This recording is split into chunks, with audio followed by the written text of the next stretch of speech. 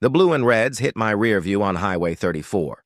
I eased over, already rehearsing the smile, already reaching for the glove box.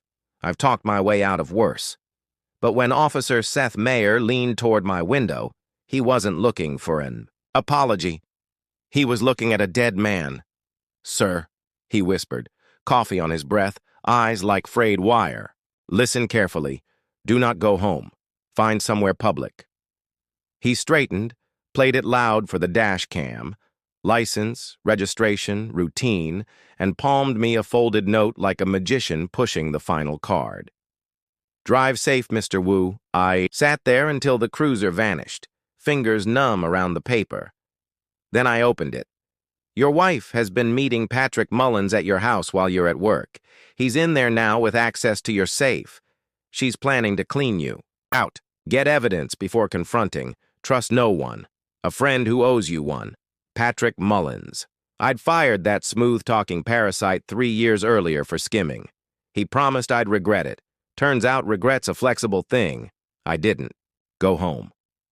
I paid cash for a room at the Comfort Inn on Route 9 and stared at water stains while the bottom fell out of my life. By sunrise, I had a plan. Don't rage, don't run, document. I called Oliver Doyle, my lawyer, a man who drinks bourbon, by the bottle and pretends it's coffee. By noon, he'd delivered a tote full of legal and mostly legal surveillance gear. I didn't need most of it. 2 years earlier, after a break-in at my second shop, I'd had a security firm lace my house with hidden cameras, smoke detectors, picture frames, a fake plant in my study. Jessica didn't know. She'd been in Phoenix visiting her mother that week. Funny what people manage when the timing suits them. That night, parked 2 blocks away with a lens on my own front door, I watched a dead brown Honda glide in without headlights. Patrick took the side entrance like he'd paid the mortgage. He had a key. Of course he had a key. He moved through my study with muscle memory confidence, photographed records, opened the safe, fed cash into a canvas bag. 47 minutes. When he came out, he smiled to himself. I gripped the wheel and didn't move. My phone buzzed. "Jessica. Hey, baby. Staying at Gail's tonight. Divorce stuff. Love you." I called Gail. She hadn't seen Jessica in weeks. Something. In me iced over. Hurt is hot. Plans are cold. Morning. I made eggs and small talk like a husband of 15 years, and while Jessica showered, I pulled the last month of feeds from the server. There it was, in crisp HD. Patrick in my house again and again.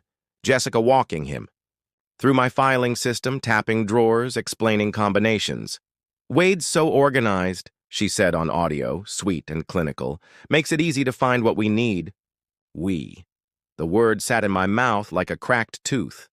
I played the oblivious spouse through breakfast, mentioned opening a 4th shop, might consolidate accounts. She smiled too fast, eyes calculating. "Book club that afternoon," she said. Right. I built a small war council. Clarence Combs, childhood friend, private security consultant, picked up his phone on the second ring. Patrick, he told me, owed $250,000 to people who make their own billing policies. Desperate men do stupid things. I already knew. Harold Stevens, my accountant, came in pale and practical. "If she's been draining accounts a year," he said, "she's building a runway." He talked about locks and permissions. He talked about life insurance. Jessica had asked him, casually, how beneficiary changes worked. Then Maria Gamble, a grandmotherly PI with the instincts of a shark. She traced money like a metal detector finds rings in sand. By dawn the next day, she had a preliminary number. "Close to $500,000, she said softly. 3 banks, variations of her name. It got worse and simpler at once. Maria pulled a copy of a life insurance policy taken out on me 6 months earlier, $2 million, Jessica as beneficiary. And James Hernandez, my last call, the kind of problem solver polite people pretend they don't know, listened while I laid out what Maria found. "They'll make it an accident," he said. You work around lifts and heavy equipment. You need to move before they do. We moved. Maria lifted everything off Patrick's laptop while he was losing money in an underground game. Spreadsheets, messages, recordings. His password was Money123, criminal mastermind. In one audio file, Jessica and Patrick discussed turning me into a headline that ends in condolences and swift payouts. In another, dated 2 days earlier, they moved up the schedule. Saturday, a work problem call. The words made me laugh, the kind of laugh that comes from somewhere you hadn't used before. So I set a table. Morton's on Saturday. I invited both of them. Let's bury the hatchet, I told Jessica, and her phone lit up with Patrick's panic. At dinner, I handed them 3 folders. Folder 1, bank statements, a year of siphons, small to large, neat as stitches. Folder 2, photos, Patrick slipping into my house, hands in my life. Folder 3, the policy, $2 million, a document. Filed 3 weeks after their first recorded murder talk. Then I pressed play on a small speaker. Their voices filled the booth. Make it look accidental, Patrick said. Insurance pays fast, Jessica answered. The color drained from her face. He went glossy-eyed and quiet. Here's how this works, I said calmly. Jessica, you sign a no-contest divorce, walk away from everything, and stop pretending there's a version of this where you're the wrong party. Patrick, you cooperate, return what you took and what you think you deserve. Otherwise, I wrap this in a bow for the FBI, conspiracy, fraud, and a murder plan. They looked at each other and saw the truth. There was no each other. The following 48 hours were all pressure and paperwork. Harold locked down every account she could touch. Oliver slid papers across his oak desk. Jessica signed until the pen squeaked. Clarence had contacts freeze Patrick's credit and flag his name with airline security. By Sunday, they were both running in place. Jessica tried calling me. Let's talk like adults, she wrote. Adults don't schedule accidents. Patrick tried leaving. TSA didn't arrest him, but they noticed. He went home broke and loud, screamed at Jessica for 47 minutes, took the last bag of cash, and drove toward nowhere. James paid him a visit. Not violent, persuasive. Options can be measured in inches. 3 weeks later, Patrick Mullins stopped being a person and became a file number. Men with debt vanish. Cities shrug. The case went cold politely. I moved out while the divorce finalized. The Marriott penthouse made a fine command center.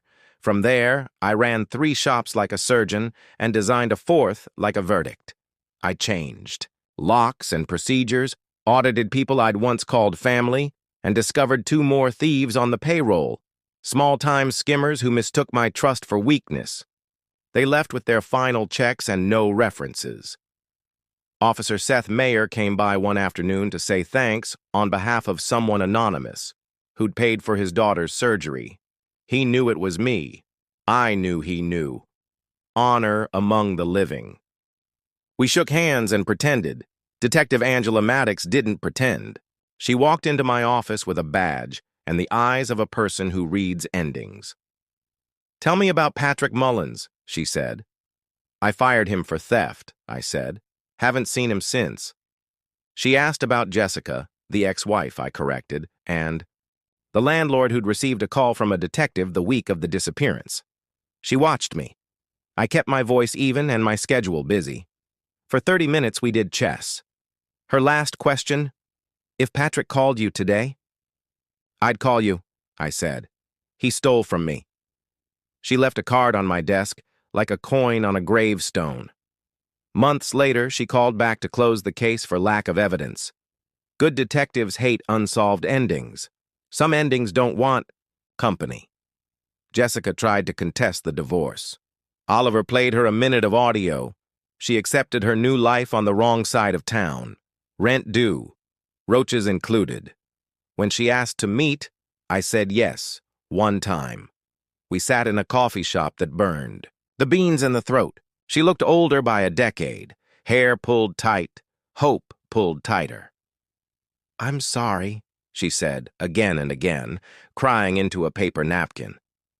I loved you. No, I said. You loved the life. I slid her an envelope.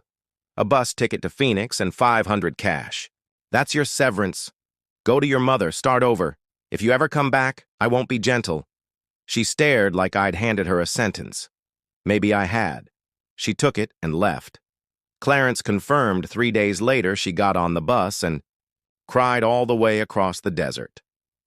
6 months after the traffic stop that saved my life, a steel sign went up over 12 shining service bays.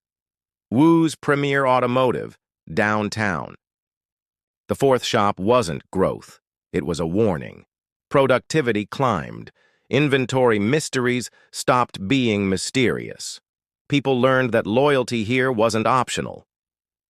A year later, Wu Automotive Enterprises occupied a glass box downtown. 63 employees, 4 locations, numbers that made my accountant smile and my competitors disappear. From my office, you could see the city in pains, the streets where I'd scraped the first shop together, the neighborhoods where Jessica used to buy shoes like wishes, the corner where Seth once leaned in and whispered, "Don't go home." Clarence brought a bottle of 25-year scotch and a report. Jessica's in Phoenix, he said, reading off his phone. Studio apartment that makes her last place look deluxe. Bookkeeping for a used car lot. 30 grand a year. Goes by her maiden name now. Tells people she's never been married. I looked out at the skyline and felt nothing I'd call joy. Satisfaction, maybe. Closure's too pretty a word for what it really is. Detective Maddox called the next morning.